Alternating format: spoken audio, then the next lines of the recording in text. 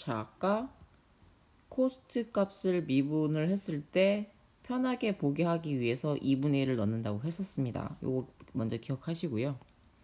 그레디언트 디센트 알고리즘의 정의는 다음과 같아요, 여러분. 이거는 갱신되는 W, 이건 현재 값. 그리고 그러니까 이게 t면 얘는 t 플러스 1에 해당이 된다고 보시면 돼요. 여기 t 플러스 1, t, t. 네. 지금 현재의 요 코스트 위치에서의 미분값의 일부 값을 곱해서 뺍니다. 이 소리는 뭐죠? 개념적으로 볼게요. 여기가 이만큼이 기울기예요, 여러분. 그쵸? 요 함수의 미분값이니까 기울기입니다. 기울기만큼을 빼래요. 여기를 살펴볼게요. 여기가 지금 이 기울기예요. 여기 위치의 W는 4라고 가정합시다. 여기 이 위치에서의 기울기가 만약에요. 지금 양수잖아요. 양수니까 2라고 가정합시다. 그러면 보통 이 알파는 1보다 작은 값들이거든요. 0.1, 0.01에 해당되는데 0.1이라고 가정할게요. 그러면 갱신할 W는 4-0.1 곱하기 2가 돼서요. W는 3.8이 됩니다. 자, 3.8로 이동했어요. 4에서 3.8 요 위치로 이동했습니다. 그러면 그 다음 W는 몇일까요? 또 해볼게요. 3.8 마이너스 0.1 곱하기 여기 위치에서의 기울기에 해당이 됩니다.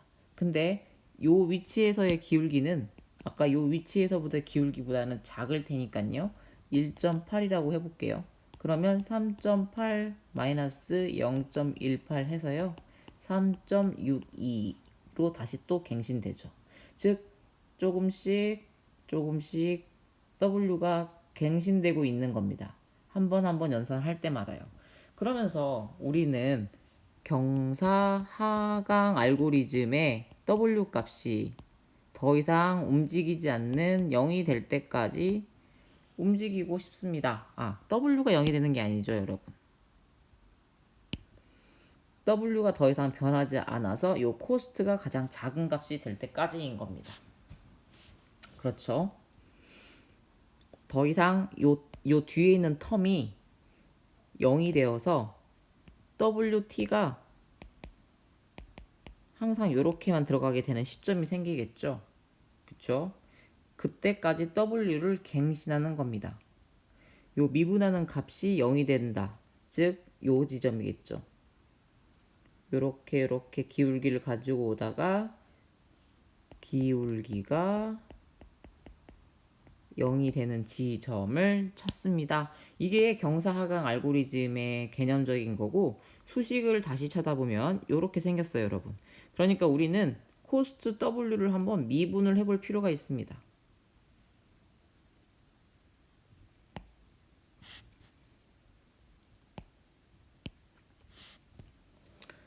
자,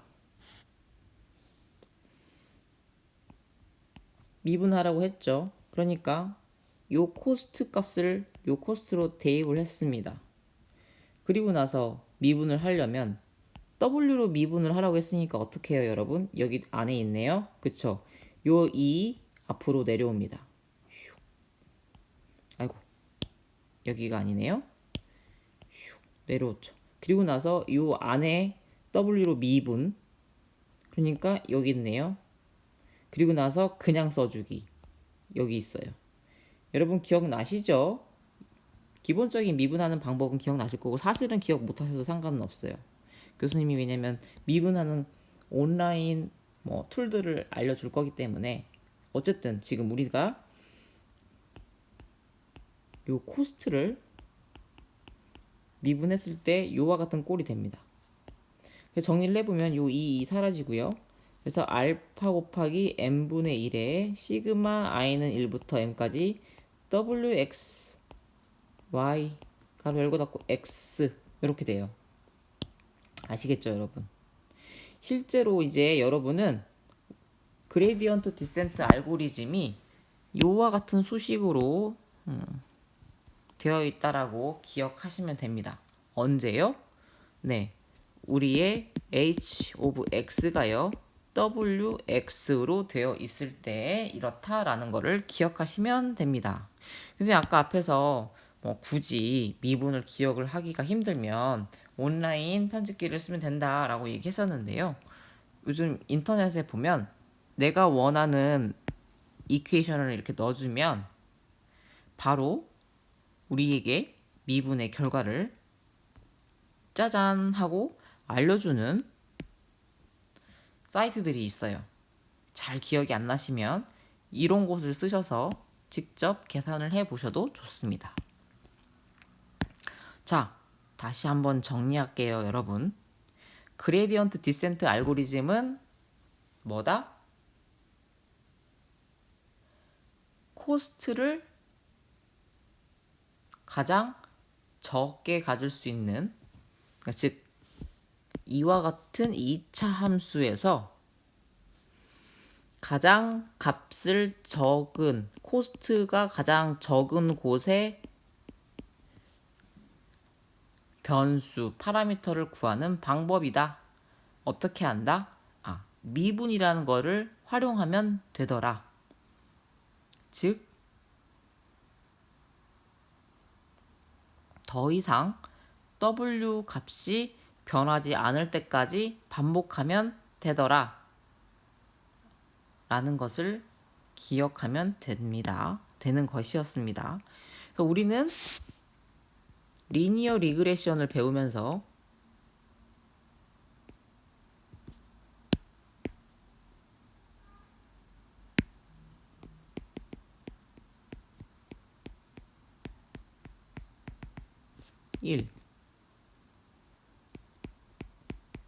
하이퍼세시스를 먼저 보였죠. 1. 가설 설정을 먼저 배웠습니다. 2. 그리고 정답과 가설 설정 사이에서의 오차에 해당하는 코스트 설계하는 방법을 배웠습니다. 그리고 3. 이 코스트를 설계한 다음 우리가 원하는 모델 하이퍼세시스의 파라미터를 구하기 위한 방법 그레디언트 디센트 알고리즘인 GD를 배웠습니다. 자, 기억하시면 돼요. 리니어 리그레션인 선형 회귀라고 하는 방법론을 통해 우리에게 주어진 데이터들이 막 있어요. 그 데이터들은 우리는 선형 회귀로 풀 거다. 그러니까 가설 설정을 1차 선형 방정식으로 한다. h of x는 wx 플러스 p다. 그때 코스트 함수는 어떻다? 그렇다. 우리의 정답과 h of x와 예측된 값과 정답의 차이로 구할 수 있다. 좀 더 얘기하면 요거는 n분의 1 i가 1에서 m까지 wx i-yi의 제곱이다. 이게 코스트 함수였죠. 요 코스트 함수를 가장 적게 가질 수 있는 w와 b 값을 구하는 것이 중요한데 이거는 그레디언트 디센트 알고리즘으로 구할 수 있더라. 자, 잠깐 우리는 이와 같은 최소값, 최대값을 구하는 문제를 이야기할 때 잊지 말아야 될 것들이 있어요, 여러분. 조금 어려울 수 있는데 한번 기억하려고 해보세요. 우리가 배운 2차 방정식은요. 방금까지 얘기했던 2차 방정식은 컨벡스 펑션에 해당이 됩니다.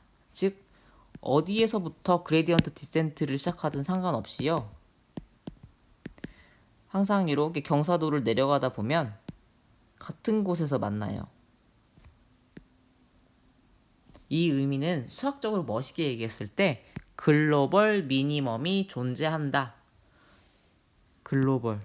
어디에서부터 어떤 스페이스에서 봐도 항상 최소점, 극점이 한 개다 라는 거예요.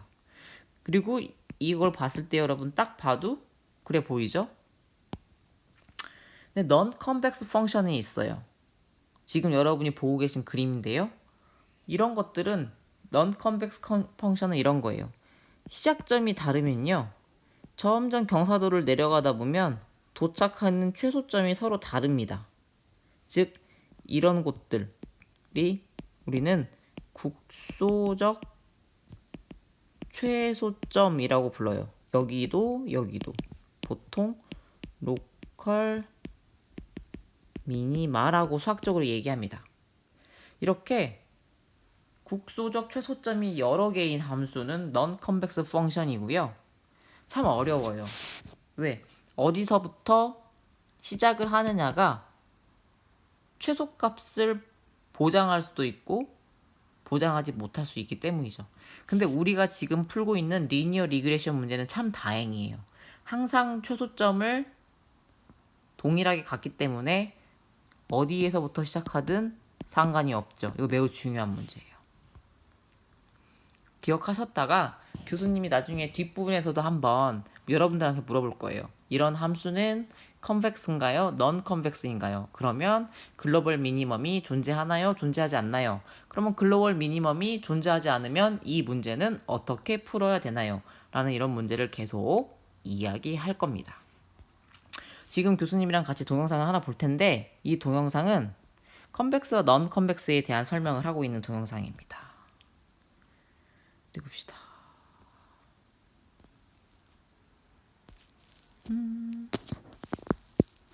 붙여넣기가 안 되나?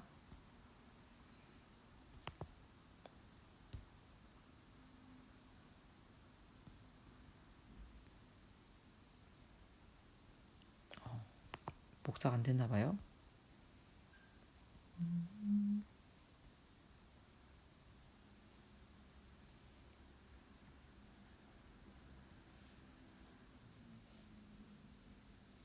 복사하기.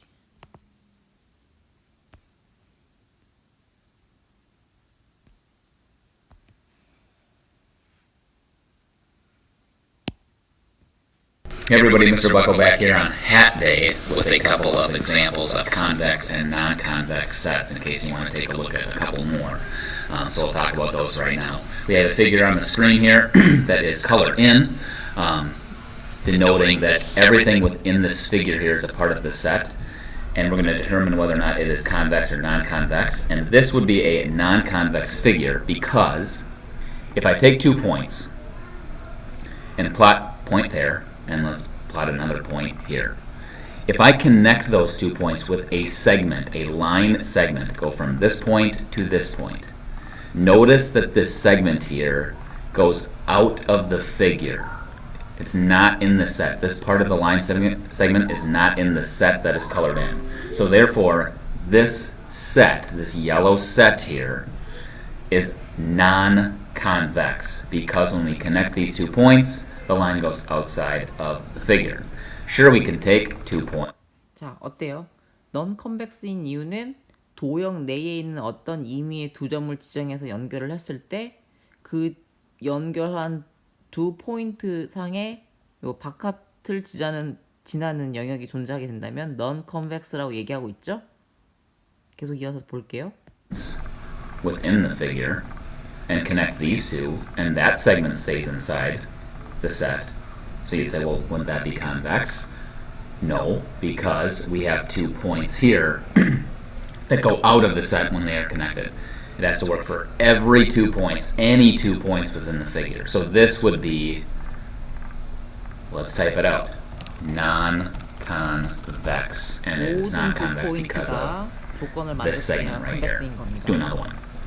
This figure here would be, 이 도형은 어떨 것 같아요? 컨벡스일까요? 넌 컨벡스일까요?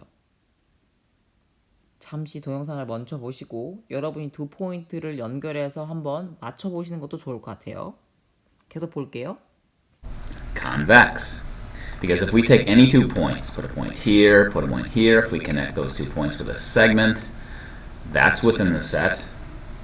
We could put 2 more points, let's say this one and this one, though that would also be within the set as well. So we can pick any 2 points. I mean, I can go on and plot points all over the place. And no matter what, no matter which 2 points I pick to connect, the segment that connects these 2 points will be within the shaded area there. So this would be a convex set, because any of those points that are on the screen that are in the figure here, they will all be within the segment. If I was to connect those two, the segment would be within the set. So this would be convex also. And you can just do this all day long. I'm not going to, but I could, but I'm not. Moving on, this one here. Notice this figure here is not shaded in. So that means that the stuff within the circle is not within the set. So the only points that are within the set are anything that's on the circle. So this is in the set, this is in the set, this is in the set, this one, so on and so forth. But I have to be on the circle because the interior is not shaded in. Well, if I connect this point to this point, well, this segment is going outside of the set to get across to that other circle. It has to be a line segment, it has to be a straight line. So with that, this would be non-convex. That would be a non-convex set. Make that a little bit bigger so you can see it. Oh, maybe that didn't help. There we go. That's a non-convex set because that segment goes outside. This one's a little different. Notice that now, I don't know if you can see that or not, but the interior is shaded in. So now this is a point in the set, this is in the set, this is on the set, anything on the circle. And notice I can plot all these points. I can pick any 2 points I want to, put them all over the place. And if I connect any of these points within the set, I will always, the segment will always be within the set. So therefore this would be a convex set, because we are always within the set, no matter what. Couple more. This one here, you could say, well, plot a point here and here, connect those two, must be convex. Plot a point here and here, connect those two, that must be convex. Well, what if I connect this point to this point? Now we have an instance of the line segment connecting these 2 points going out of the set. Therefore, what does that mean? Yep. non-convex. 여기까지 한번 볼게요. 자, 그래서 여러분은 컨벡스와 넌 컨벡스의 개념까지 이제 교수님이랑 얘기를 해봤습니다. 지금까지 배운 거를 한번 요약을 해보면, 우리는 데이터가 주어졌을 때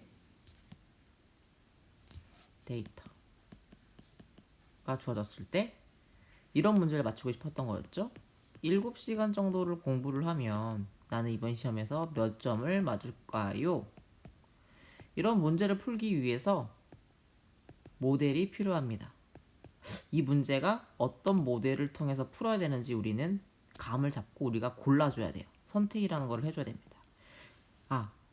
문제에 익숙해지다 보면 이런 문제는 리니어 리그레션 문제라는 것을 알게 됩니다. 그래서 우리는 가설 설정을 하고요. 코스트 펑션을 디자인을 하고 그레디언트 디센트 알고리즘을 통해서 우리가 원하는 모델 파라미터를 구합니다. 자, 가설을 이렇게 정했죠. 그렇죠, 여러분. 그리고 우리의 모델 파라미터는 뭐죠? W와 B입니다. 그레디언트 디센트 알고리즘을 통해서 우리는 W와 B 값을 구하는 겁니다. 무엇을 통해서? 코스트 펑션을 통해서요.